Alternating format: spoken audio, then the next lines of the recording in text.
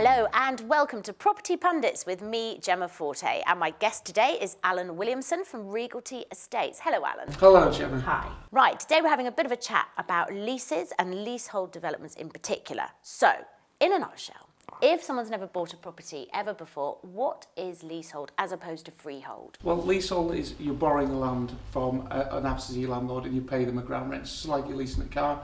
Freehold essentially means you own the land. So you should always aim for freehold, but the reality is flats are mainly leasehold. Okay, so in terms of the length of a lease, what should people be going for? In terms of when is too short, for instance? Well, anything under 80 years is dangerous because Right. that's something called marriage value, which I won't go into too much detail. But basically, you should be looking for leases at least 125 years or longer. Okay, all right.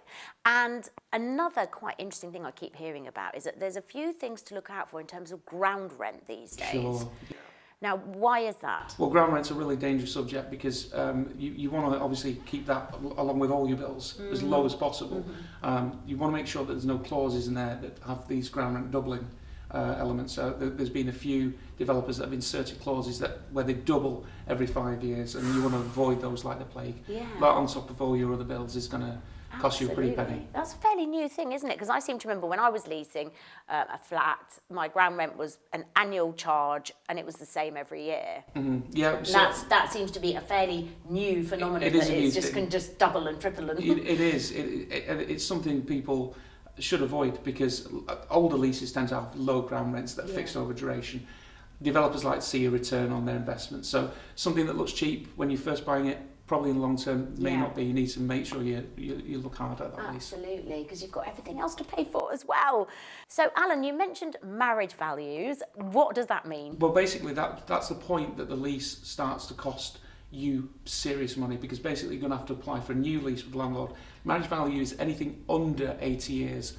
So if you're buying a property with a lease of less than 80 years, you should be very careful and negotiate very hard with your purchase because basically it's going to cost you a pretty penny. Okay, so the message I'm getting here is no matter what kind of a lease you're getting, really have it checked over Absolutely. by a professional solicitor. Absolutely. Yeah, because Don't there's other wing it things like yourself. if you've got a dog, you need to make sure that that's appropriate for the building.